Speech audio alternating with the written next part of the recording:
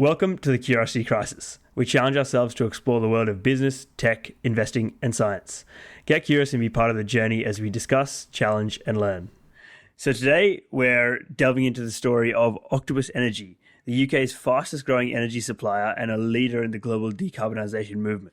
From disrupting the stagnating market of the energy industry over there to building the innovative Kraken platform, Octopus has transformed the energy sector with its tech-driven and customer-first approach. We're going to talk about how they scaled from 0 to over 7 million customers, and that's continuing, dominated the UK market with over a quarter of market share already, and expanded internationally. So we'll take a look at the company's founding, its breakthrough technology, and the culture that's fueling its rapid rise. It's a really interesting story, so we want to highlight, I guess, how tech can disrupt industries and how that's really important to the decarbonization movement. So I'm really keen to get into this story of innovation growth and, fueling sustainability. Sounds excellent. Yeah, Lukey, I know this is a crossover of both of our passions, so I'm pretty excited for the episode. Yeah, so the other thing to note is if you're not super into energy, it doesn't matter. This is going to be very much a legacy versus kind of new age tech. So it should be quite universal. Yeah, it's a really cool case study to sort of look into that and look into the whole innovation and disruption piece. But without further ado, we'll get into the what's keeping you curious at the moment, Lukey. Yeah, mine's actually very applicable for today. I got gifted a book called The Economy of Algorithms. It's sitting just up next to me. I haven't started it yet, except I'm very excited to. I've read the blurb and I've been recommended it. And essentially it's about kind of the changing economy that we're in and how data and algorithms and developments are just kind of reshaping traditional things, which we'll kind of get into later. I think that's key to some of Octopus's and Kraken's success. So exactly, yeah. So what do you have? Mine's different, very different pace, but it is keeping me curious, and we're allowed to, I guess, delve into anything in this section. But mine's it's actually climbing. As you know, okay, I'm a big rock climber. I love it. I've got some big goals towards the end of the year, but it's just like what's really keeping me curious is like the mix of training for it, because you can go to like a climbing gym and do lots of like volume, but essentially that's on plastic rocks on a wall inside, or do some strength training, or just get outdoors as much as you can. And there's different types of climbing, which is like either traditional or sport. And most of my goals are in trad climbing, but it's a bit harder to get to those crags or practice that outdoors just because of the like where things are. So yeah, I'm just like trying to work out what is actually going to contribute towards the goal, and like what balance of things. So anyway, it's an evolving beast, but keep us updated on it. I'm interested to see if you reach those goals. Yes. Well, we've got to climb something massive in Tasmania. So okay. Anyway, keeping it back on tech disruption, the energy market. Tell me what was wrong with the UK energy market and just generally energy markets around the world before, say Octopus Energy entered. I think a common misconception about a lot of industries is that they've all adopted new technology and they've all grown and kind of leveraged all of that. And a classic example is how banks still run on COBOL coded, in some cases mainframes, or just really old tech essentially. And that's sort of really common thing in a lot of industries. And so I think they're almost like sleeping giants, these legacy industries that people don't often know about, or they're just very obfuscated from like the public. And I think utilities and specifically energy is definitely one of them. And it's one that we have experience in, which is why we know about it. But yeah, so in this scenario, the UK was dominated by 6 big energy companies. So British Gas, EDF, and a bunch of these massive energy companies. And kind of the result was in this legacy area, you have kind of opaque pricing and like slow innovation and adoption of new tech. And you end up with a really poor customer kind of experience and they get really frustrated. And because of all this lack of transparency, it kind of builds and accumulates. And eventually it's almost like the whole industry is just like mistrusted and not really enjoyed it all. And there was kind of a really limited focus on sustainability, and it was just it was all primed, ready for someone to step in and just do something different. Yeah, and I guess like that it's case in point, like as good as as good as some of them might be, as an industry, the energy or electricity retailing industry is one of the least trusted in the world because everybody has to have access to electricity, and then it's something that's been around for ages. A lot of them were born out of regulated markets where it was just like served by the government served. So because they've been going on for so long and people have had, whether it's bad experiences or they're just getting fed up because they feel like it's one of those things that's, you can't live without energy. So you're always going to have to be paying for it. So you have to make a choice. And I think people were fed up, and the UK was is a pretty good example. And actually, just to add to that as well, I think often there's been a lot of examples where it's been government owned, like public kind of infrastructure, and because, as you're saying, everyone requires it, and it's pivoted into private in a lot of countries. But that pivot doesn't always mean you get all of the efficiencies, or there isn't like legacy things that carry over into it, or like other inefficiencies, or kind of just strange things that will then affect the future market. So I think that's also important to remember. So we'll get into like Octopus itself. The founder, Greg Jackson, wasn't from the energy industry. So how did he come to find Octopus Energy and do things differently? Yeah, so he actually spent a lot of time working in tech. So he's not an energy industry veteran at all. He was a tech entrepreneur. I believe he worked in a number of startups. And it kind of that shaped the culture initially, which we'll get into a bit later. But he kind of recognized the inefficiencies that were sitting in this legacy market. And he wanted to simplify some of the systems that were there. So in 2015, he founded Octopus Group and really Octopus Energy, I think. Octopus Energy. And basically focused on kind of transparency and the customer, which was not being kind of dealt with very well at all. And renewables, and then also kind of the trajectory of where things were going, like the uptick in EV adoption, or the convoluted tariff system, or some other things as well that could really be like revolutionized. And anyway, he was kind of worked out to be one of the best kind of archetypes of people to be a founder in this area. So well, it's like the the PayPal story. The best thing that any of them had was no experience in finance, right? Because you just talked about that at the start. Like banks and finance is one of those, again, really, really old traditional industries that probably have done something in a certain way because it was regulated in a certain way. So that's how PayPal disrupted it back in the day, and probably not too dissimilar here for Octopus in the energy industry. Yeah. This episode is brought to you by Field. 1 in 4 business owners struggle with missed appointments, payment issues, and managing their team.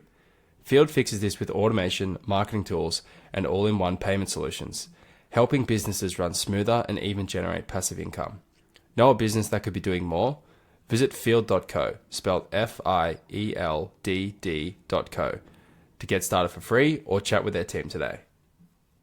So do you want to speak to kind of the catalyst that then kind of Octopus built Kraken, and what is Kraken and kind of what's going on there? You mentioned it a little bit in the intro.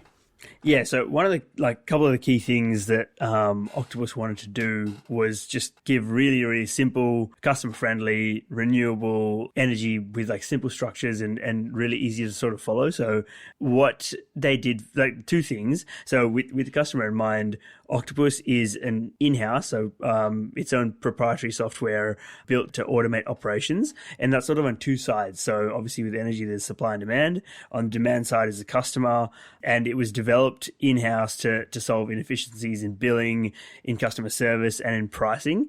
So then it also helps, provide products to customers that enable real-time data for pricing models. There's a lot of like case studies out of the UK, for example, the agile tariff. So the simplest of energy tariffs, so your energy bill works, is you just get billed a certain amount for each unit of energy you use, and it's just a flat fee, and that's what you get billed for.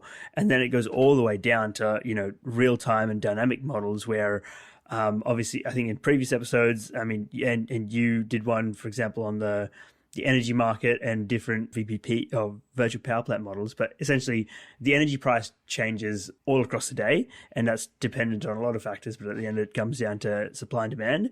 So they've developed a pricing model that actually reflects that for the most part to customers. So it's just something that's really, really transparent. And so the software enables that automation and scalability and the ability to test different products. There's also one, you mentioned electric vehicles. They offer cheap charging at certain times of the day or managed charging. So you'll have your EV, which is essentially a massive load as part of your house and your energy usage, and you can specify, I want it charged by 80% by 8 a.m. and then they will manage the charging overnight, which best reflects the supply of energy. So therefore you get it for cheaper. So Kraken has become a key differentiator, which enabled both superior customer experience, so like the classic stuff like chatbots and automation, but also really easy, accurate billing.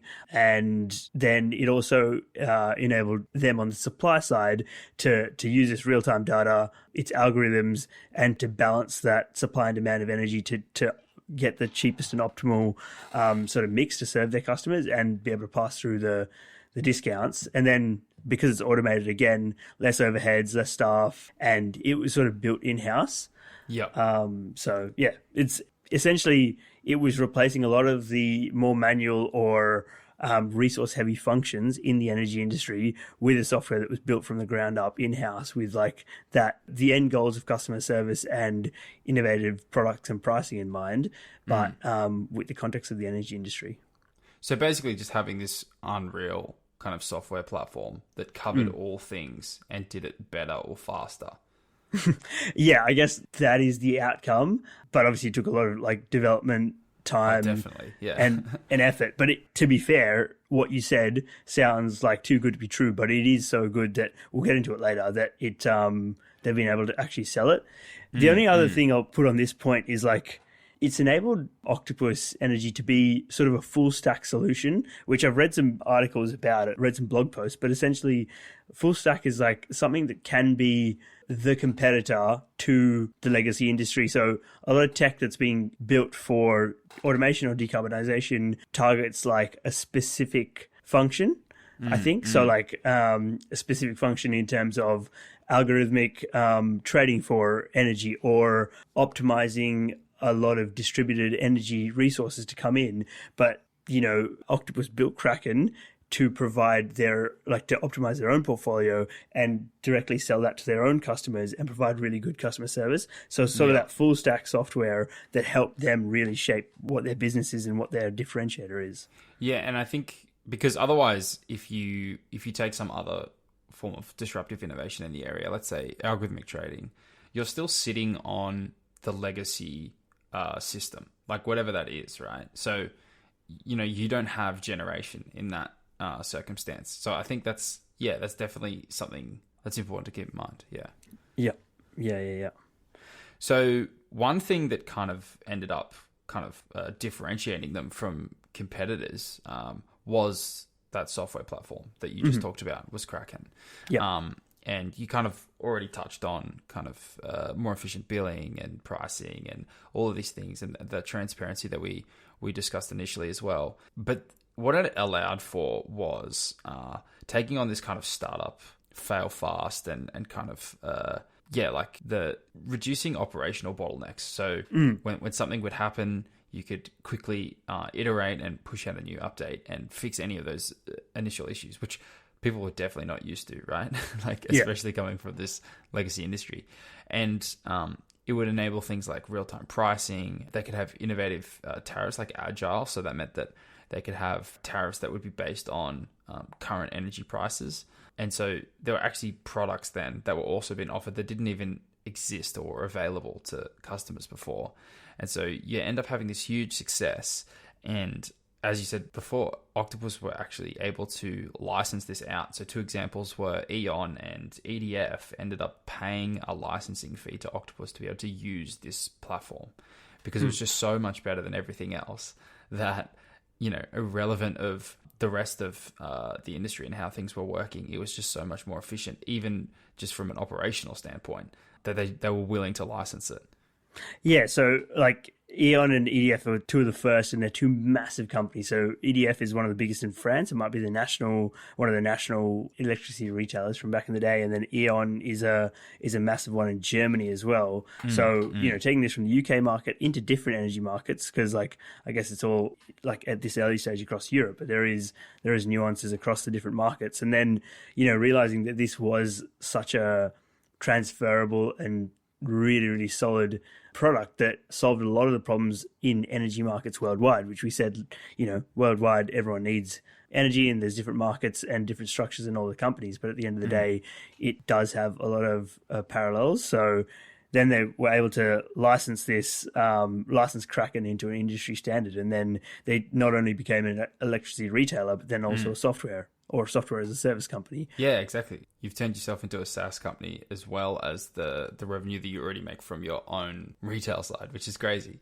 So, well, that's a really, really good segue. We did just talk about how they've turned their company into not only an energy retailer, but now a software as a service company. So how did Octopus Energy's culture differ from the traditional energy companies that they were competing against? Like, what changed? Yeah, so the founder had worked in startups in his previous career, and what they often have is just this really move fast and break things mentality. And they really adopted that. And it meant it brought a real tech approach to this kind of traditional utilities market. And it just meant that there was incredibly fast innovation that competitors can't really keep up with either, because they're not built for it. It's from the ground up. You have everyone adopting the same mentality. So they embraced a really flat structure to the business. So there weren't, layers and layers of bureaucracy or any kind of issues. Which we know, like classic companies definitely have. Definitely. And it meant you get quick decision making, and you've got the agile kind of practices, but not just in software development. We talk about agile and software dev, but really it's stemming from that, but it's actually being applied to everything. And yeah, it encourages innovation and risk taking, because hey, you can always roll things back, you can always change them. Let's make the best product, let's make the best thing, and if we make a mistake, that's fine. We can undo that.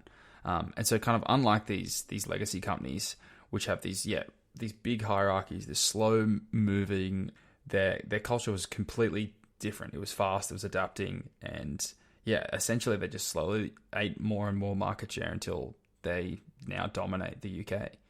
We're just taking a quick break. We'd love it if you did us a favor and gave us a 5-star review on your podcast streaming player. We'd really appreciate it.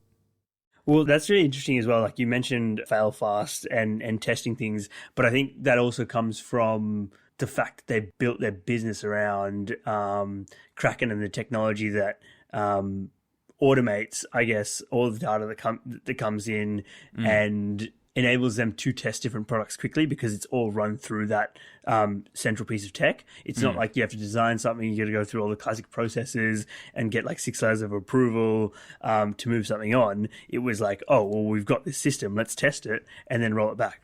Test it, roll it back.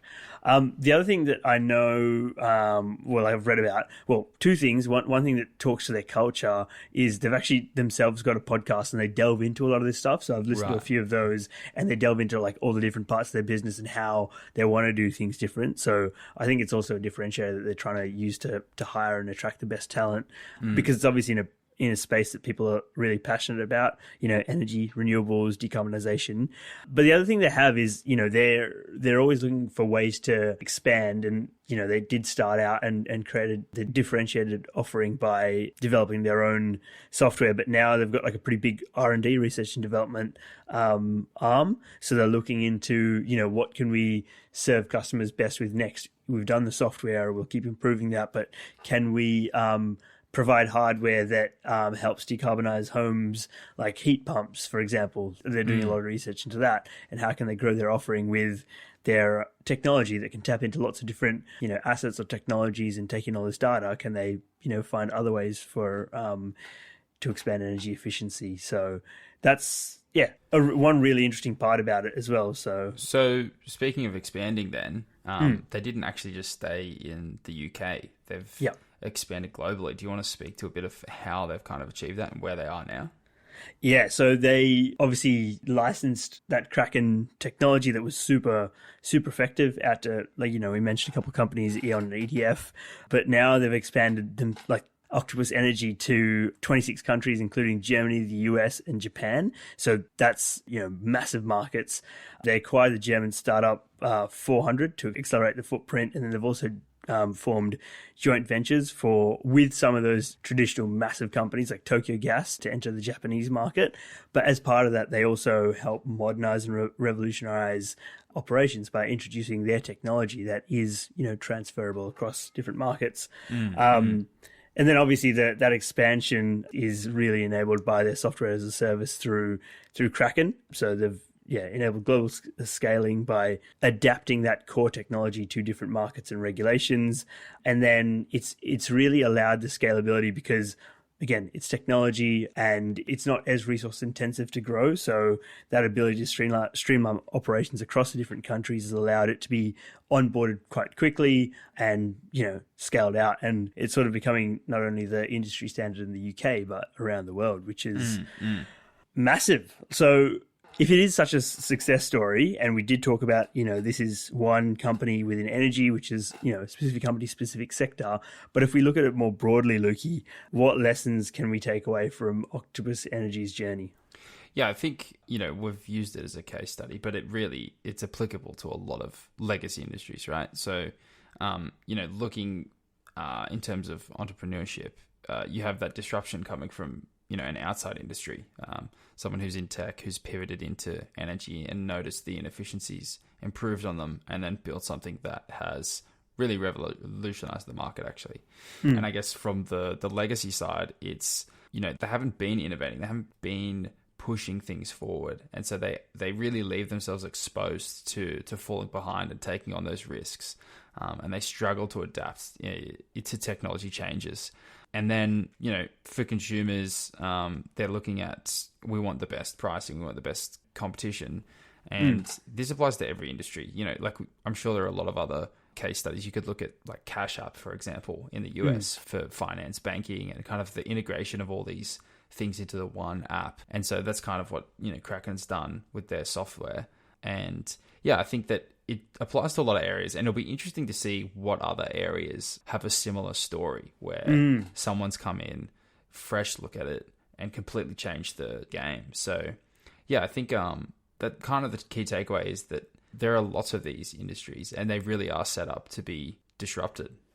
Do you think it's is it a bigger risk or a bigger opportunity for, maybe it's hard, like you're sort of blind to it until something like this happens, but do you think it's an opportunity or a risk for legacy companies, really old, developed, big industries? So for example, like what's a energy equivalent? Another service that is pretty universal, could be banking, could be utilities. Like, is it a lesson, or like, is it a threat or an opportunity for existing companies to try and take this on and get a leg up on their competition?